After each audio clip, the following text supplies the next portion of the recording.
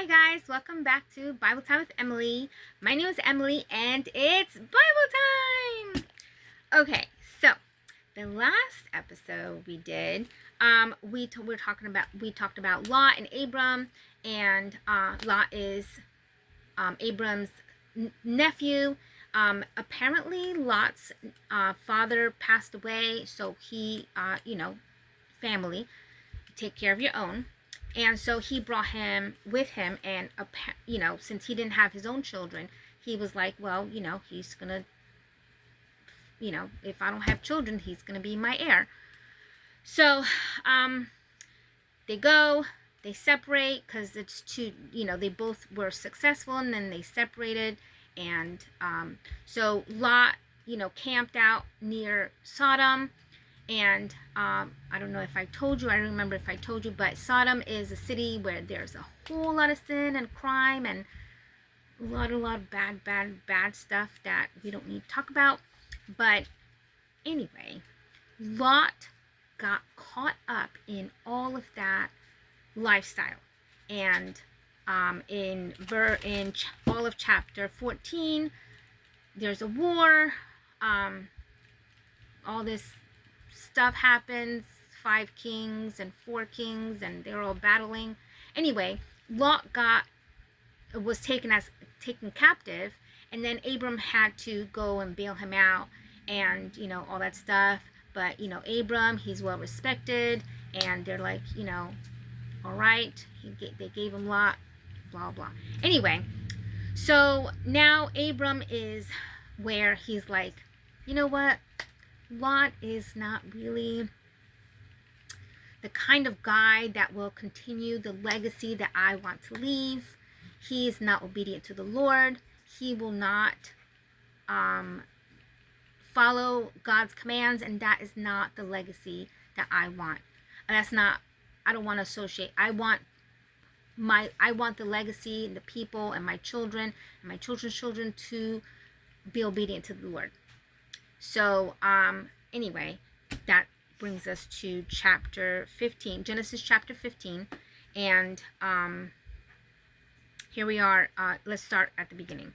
After the whole war thing and, getting Lot back, the word of the Lord came to Abram in a vision. Do not be afraid, Abram. I am your shield, your very great reward. But Abram said, O Lord, what can you give me, since I remain childless, and the one who will inherit my estate is Eliezer of Damascus? And Abram said, you have given me no children, so a servant in my household will be my heir. So it was customary at the time to adopt a servant as your heir, since they couldn't have babies.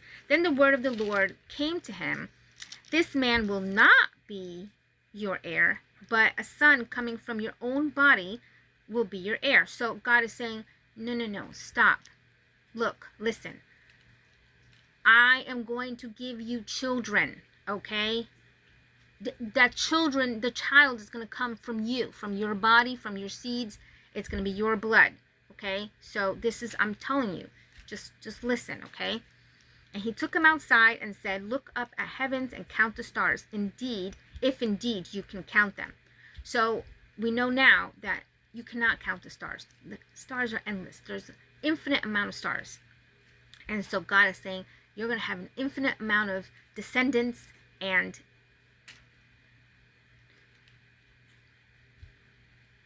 Marshmallow, what you doing?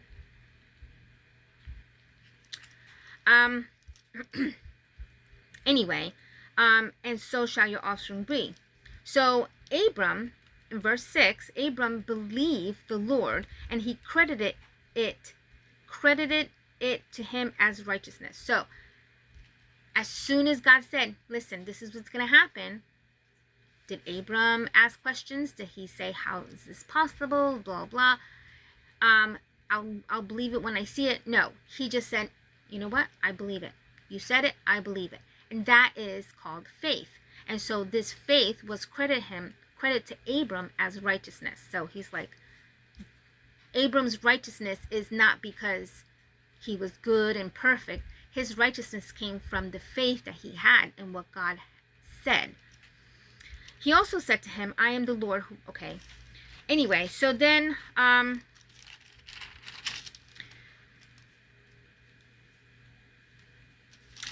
later in verse 13, it says, Then the Lord said to him, know for certain that your descendants will be strangers in a country that is not their own, and they will be enslaved and mistreated 400 years. Does that sound familiar? But I will punish the nation that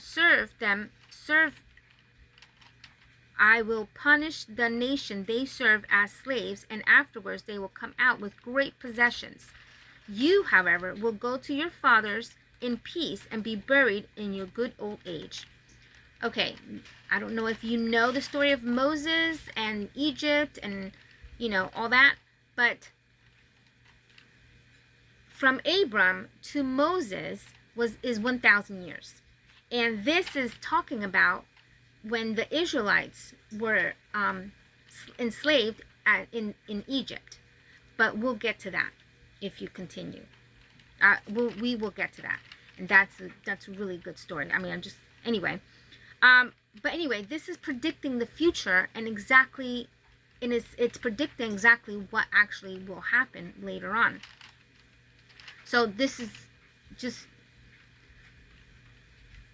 you can see that the Bible is true, that for this to be predicted 1,000 years ahead of its time,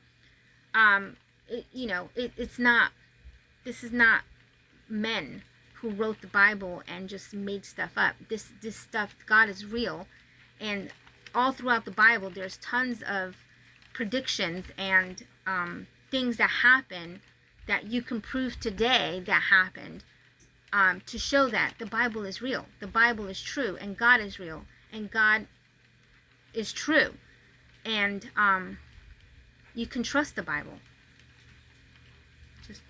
You can trust God. God is real. Anyway, anyway, when the sun set, on that day the Lord made a covenant with Abram and said, to your descendants I give this land, from the river of Egypt to the great river, the Euphrates, and the land of the Kenites,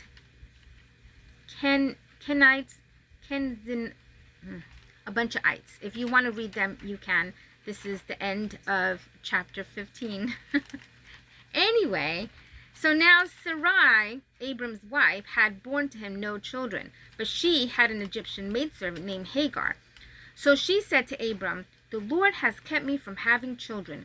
Go sleep with my maidservant. Perhaps I can build a family through her. Abram agreed to what Sarai said. So after Abram had been living in Canaan 10 years, Sarai, his wife, took her Egyptian maidservant Hagar and gave her to her husband to be his wife. He slept with Hagar and she conceived. Okay, now the drama begins. So Sarai, the wife, has a maid, because back then, women's jobs were like, it took all day to make meals. You had to go kill the animal, and there was no refrigeration back then. Making meals took hours and hours, and then sewing and keeping the house clean, and if you have babies, you need somebody to help you with the babies. A woman's work was like, took forever, so they had to have maids. Even though she didn't have a baby, she still needed a maid, because there's so much work to do. So Sarai said, hey, when is this thing gonna happen? God said he was gonna give you a baby. I'm still not pregnant, so but we need to get this thing rolling. Okay, time is ticking, and so my idea is, my maid Hagar, well, anyway, take her, and then we can get this thing started.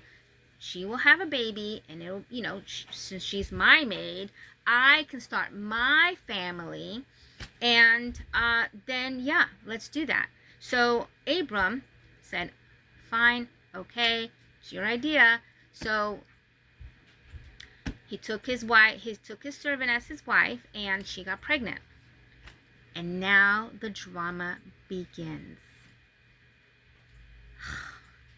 So he slept with Hagar, and she conceived. When she knew she was pregnant, she began to despise her mistress. So Hagar, the maidservant, got pregnant. And when she got pregnant, she's like, psh, I'm the woman now. I'm the number one now. And so, anyway, come back for part 2.